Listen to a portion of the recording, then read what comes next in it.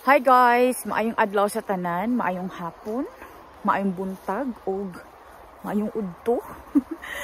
Kung asa man mo sa kalibutan, kung saan man kayo sa mundong to na nanonood ng video ko, good day sa inyo and keep a smile on your face. Minsan lang tayo mabuhay, kahit marami tayong problema. Let's try to be happy. Ngayon, nasa gubat na naman ako. And malamig na dito sa amin guys. Galing ko lang ng trabaho and of course bago pa lamunin ng dilim ang gubat, maghanap tayo ng makakain. Medyo mahihirapan tayo kasi madilim na nga. And sa loob ng gubat guys is mas madilim compare sa labas ng gubat kasi nga may maraming mga puno. But we will try our luck kung makakahanap tayo today. Tingnan nyo to da. Tingnan nyo to, day. Meron ditong mushroom, guys. Oy. Akala ko isa lang, dalawa sila. Yes. Diba? Oh, meron na tayong dalawang chanterelle. Kunin natin yung ating mahiwagang habol na kutsilyo. Yung kutsilyo talaga, guys, ng pang pick is medyo hindi siya sharp kagaya ng kitchen knife. It's enough to cut the mushroom. Guys, tingnan nyo to. Kakasimula pa lang natin pero meron na agad tayong nakitang mamahalin. Chanterelle and itong black chanterelle. Medyo old na siya guys. But, moist lang siya. Kasi nga umulan guys. Pero itong isa sira na. Pero ito, okay pa guys. Okay pa. So, pwede pa to. Kunin natin, aray, di ba? Habol-habol talaga ang kutsilyo. Ganyan talaga ang kutsilyo ng ng mushroom picker, habol-habol. Naghanap pa tayo dito. Ayun pa pala, Alam, meron dito ba? Alam niyo ba, malapit lang to sa bahay. Nanggaling na tayo dito nung isang araw, pero doon naman sa kabilang side. Malaki kasi ang gubat dito, guys, and hindi ko naman siya ma-explore right away.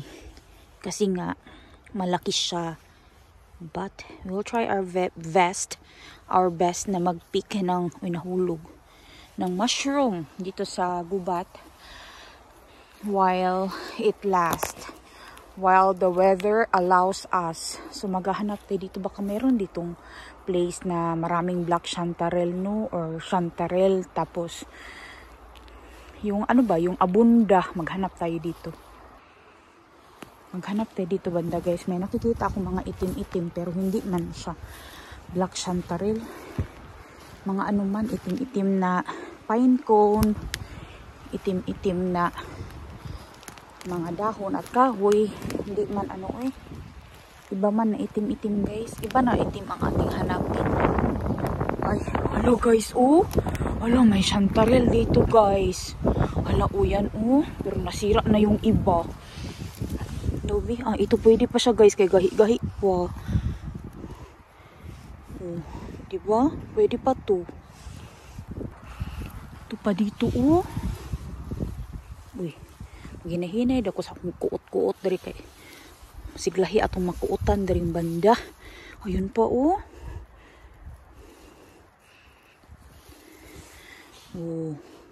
ganda guys. Tanggalin ko lang yung kanyang mga dulo-dulo. Yung ganito ba? Para paglagay sa ating basket, hindi na siya ganun ka dumi. Para hindi na ako mahirapan sa bahay pag nilinis to. Yung sa taas niya lang and sa gilid niya yung i-brush ko. Ano ba yan?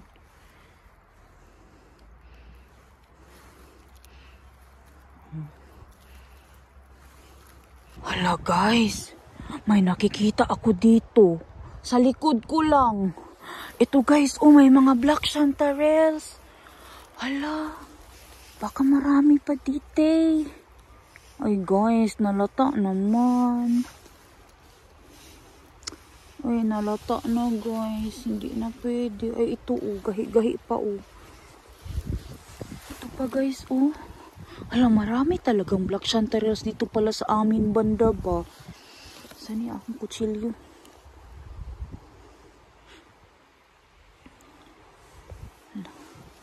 Ano yun? Wala man yun. Hello guys. Ayan. Oh, yung iba nasira na guys. Wala na guys. Lata na guys. Sayang oy. Eh ito oh. Gahi-gahi pa siya guys. Ito yung medyo firm pa yung mga pwede nating kunin. Nag-storm pala guys kahapon. And si Nico is andoon sa gubat pa guys. Kasi nagka-cut siya ng mga trees. Kasi kailangan na malinis yun. Alam, baka dito meron ba? Maghanap tayo dito, B. Alam nyo ba? Nakita ako yung black chanterelle. Nakalimutan ko na yung chanterelle na andito. Meron pa palang isa dito guys na pwedeng kuhanin na medyo uki-uki pa siya. Yun nga si Nico is andun sa gubat kasi kailangan niya yung tapusin kasi yung fresh na kahoy, yun yung ginagawang wood chips. Yun yung gustong-gusto ng mga company for benta-benta or for buying those. Ano ba yung pagsasabi ko guys? Yun nga talaga yung quality ng wood chips na gusto nila, yung fresh wood. Kaya as long as merong puno na naputol doon dahil na blow nga siya or na tumba ng hangin, mas mabuti ng i-ready yon para ayan, may chanterelle para hindi sayang kasi pag nabulok na yun guys, hindi na yung gagamitin for wood chips. May nuno sa punso, tabi-tabi po. Bahay man yan ng ants guys. Wala man kasing nuno dito. Wala naman guys. Baba tayo, balik tayo doon sa baba. Dito na side, meron akong na-sighting. Itong isa pwede pa. Itong isa guys, kaya nalata na talaga. Hindi na pwede, sayang.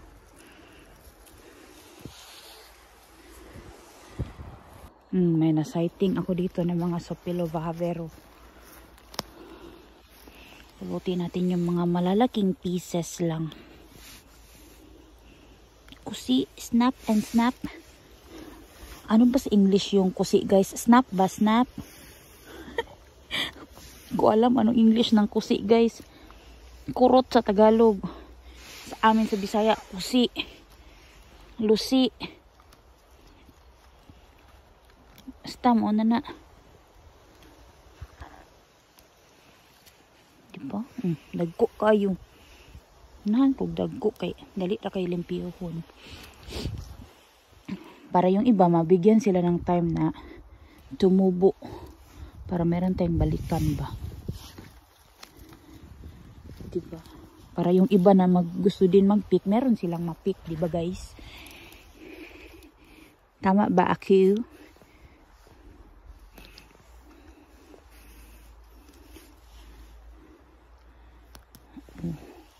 Diba?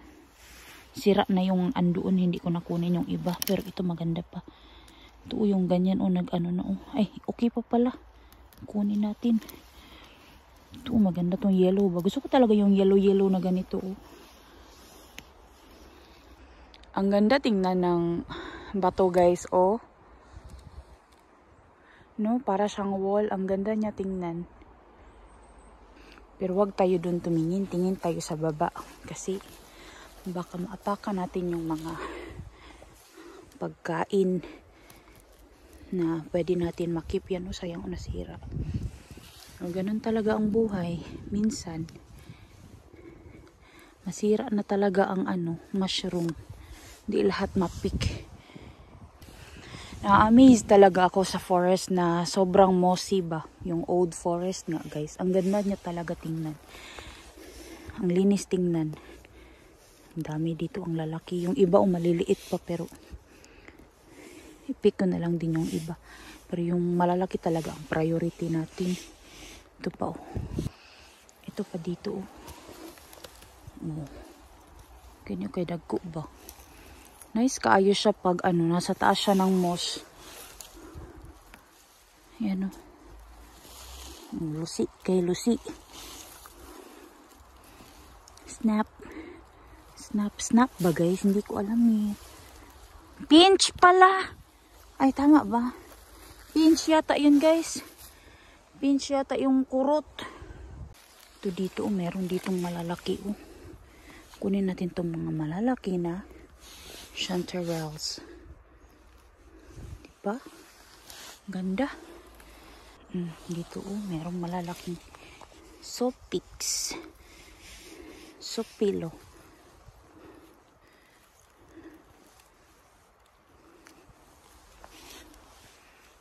Ito pa dito. Itong Sopilo talaga kapag tumubo sila, maramihan ba?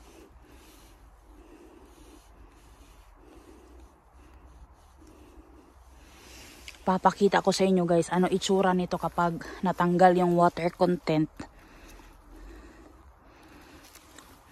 Ma-amaze kayo as in.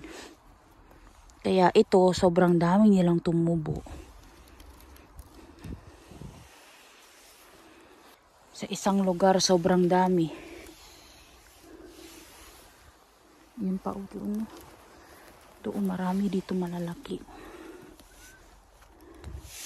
Bunlot kay bunlot na tani.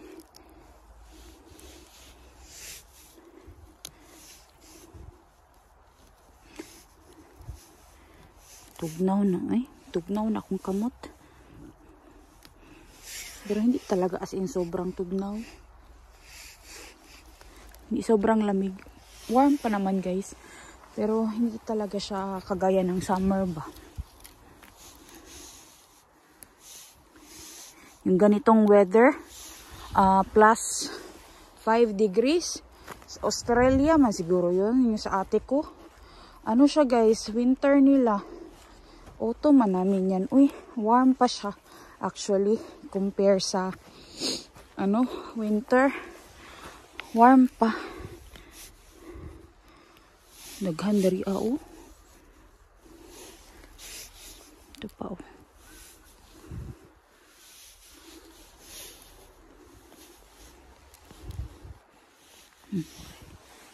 Ito maganda kasi malalaki. Kunin natin. Ay, sira na yung isa. Wag na yun. Dito guys, meron ako nakitang chanterelle. Hala guys, daghan diri guys. Daghan. Hala, daghan. Uy, marami. Marami sila. Lagay ko dito sa taas. Ayan marami Ayan pa Wow! Hala, naglibot sila. Parang corona. Wow! Ikot tayo. Hala, nahulog ang isa. Nahulog. Lagi ko dyan sa taas ng bato na may moss. Ikot tayo guys. Ikot. Ikot. Ikot guys. Ikot. Dito Yan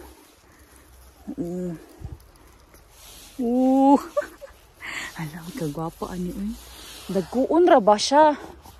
Dagkuon ra ba siya guys? Di ba tanggalan natin ang dulo.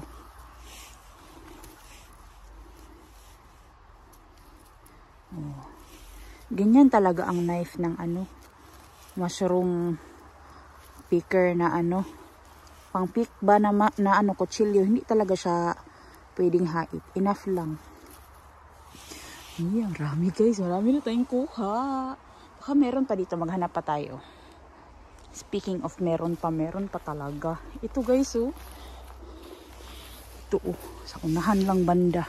Baka dito na side marami pa Hanapin natin yan. Hanapin natin yung iba. Ay, naputol.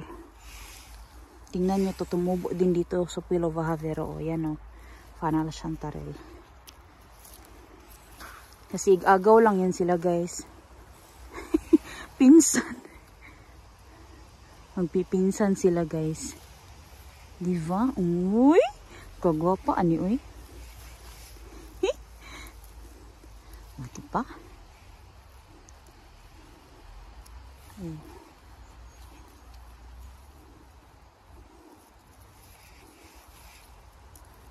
Laking dahon tsaka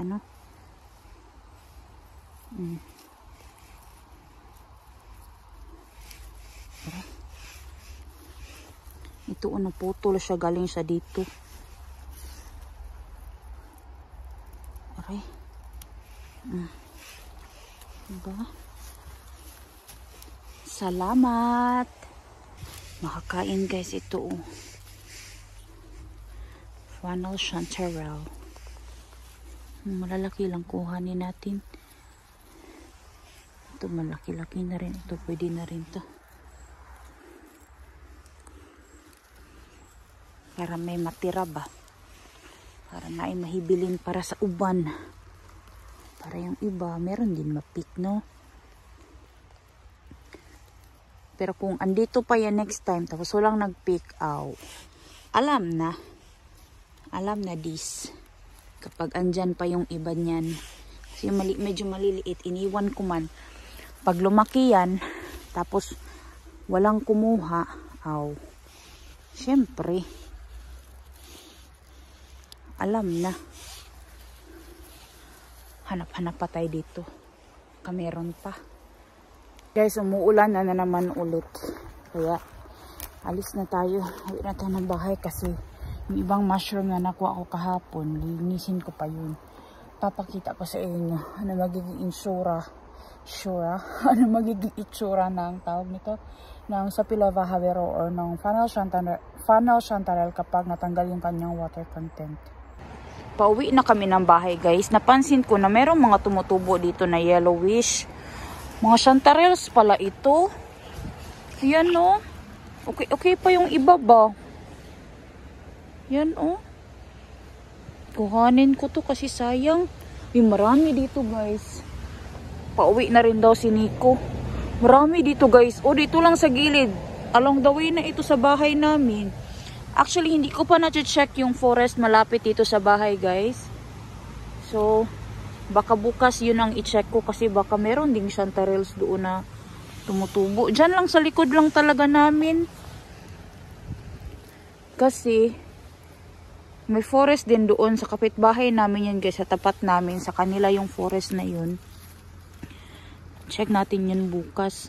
Wala, marami dito guys. Yan sayang ani. Walang mangkuha nito. Yung iba kay matabunan na yan sila ng. Ayan nalata na yung iba guys. Sayang waba. Walang magkuha. Actually marami pa pala. Ayan ito malaki maganda pa Wala, marami sila guys. Tabunan na yung iba. Okay pa to. Pwede pa ito actually. Meron pa doon. Mahirap man kunin yung isa. Sana ba yung isa? Yan. Yun ba andun sa loob. Yan. Ayan Tapos ito pa Ito pa andun pa guys. Ayun. Aray. Ito mga sanga-sanga. Andito marami. Aray. Marami dito. Dinadaan-daanan ko lang to. Hindi na siya mapansin. Kasi guys, mahaba ang bush dito. Hindi siya mapansin. Pero marami pala Puno na yung basket guys. Actually, andito pa meron pa dito Okay pa ba ni si auntie? Ay, lata naman Sayang ba Ay, day. Lata naman guys. Ay, lata na. Hindi na pwede. Lata na guys. Sayang nga Baka dito na side meron pa ba? Maghanap-hanap ako. Tingin pa ako guys bago ako umuwi ng bahay.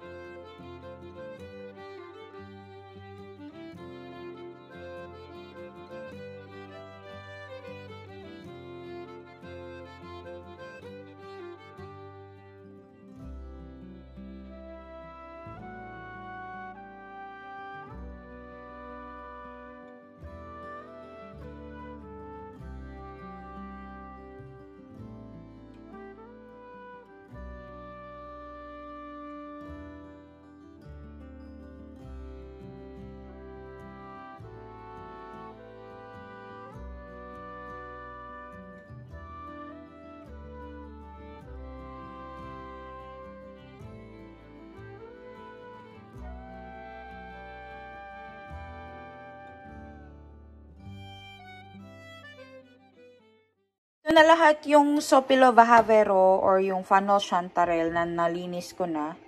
Andito na siya sa karahay. Ano nga tawag nito? Frying pan. Wok. Basta guys. Lutuanan. Ano ba tawag talaga dito? Nakalimutan ko na guys. Paistin pano sa finish. Basta, lutuanan nga guys. Andyan na siya. Tapos, kinat ko siya into pieces. The reason is because I'm going to use this mushroom for making chanterelle sauce. Kaya siya nakakat into pieces. Pwede din naman na nakakat lang siya into half. And yun na yun. Tapos, tatanggalin natin yung water content nito guys. Kasi marami siyang water. So, ang gagawin natin is ipapan fry natin siya.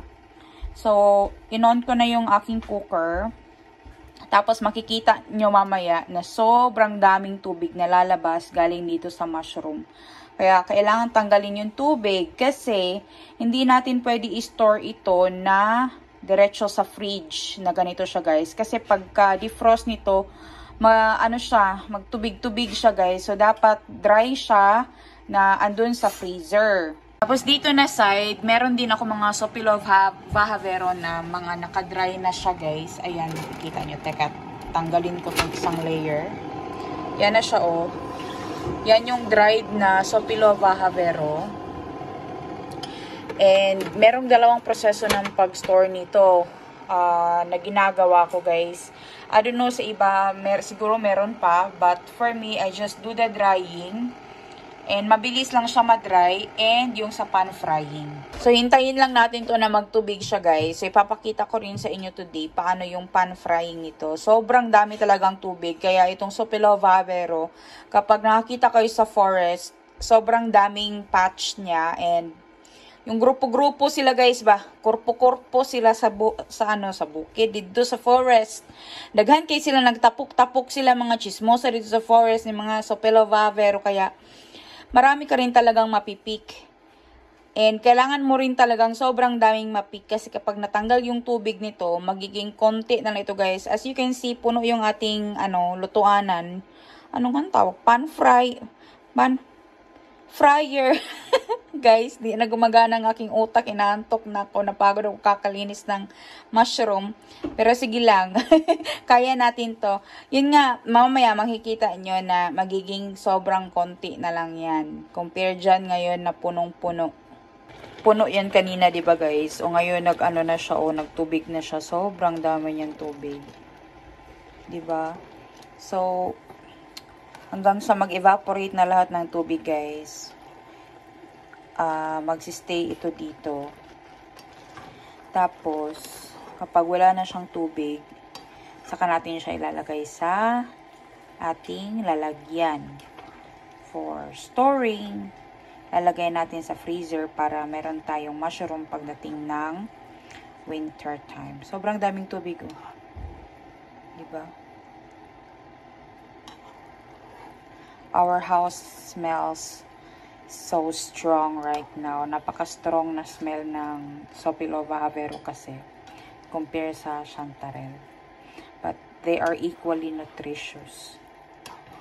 So, we have a lot of mushrooms pagdating ng winter. So, ito guys, siguro 2 lalagyan lang ito or 3 lalagyan. Hindi ko pa sure. Tingnan natin kasi marami pa siyang tubig. Oh. So, hintayin ko lang to hanggang sa mag-evaporate siya. Tapos, ready na yan siya for storing. So, ito na siya guys. Konti na lang meron pang tubig. Yan o. Meron pang konti. So, kapag nawala na yung tubig, ready na siya. Pero tingnan nyo, punong-puno to kanina. Pero ngayon o, na lang, half na lang.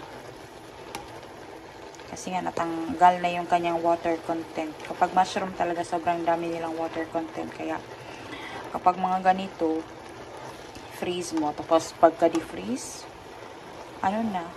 matubig siya masyado. Kaya mas mainam na tanggalin mo na yung water content niya bago mo siya ilagay sa freezer. So, ito naman guys, yung aking chanterelles. Magpa-pan fry ako ng konting chanterelles. And the rest of it is madadry siya. since late na nga, ito lang muna ang gagawin ko. And the rest of it is tomorrow ko na siya tatapusin kasi late na, I need to rest. Tomorrow may pasok na naman. Gabi na guys, so magpapahinga na rin ako. Salamat po sa inyong lahat sa panonood ng video kong ito today. I will see you tomorrow. Hey, hey!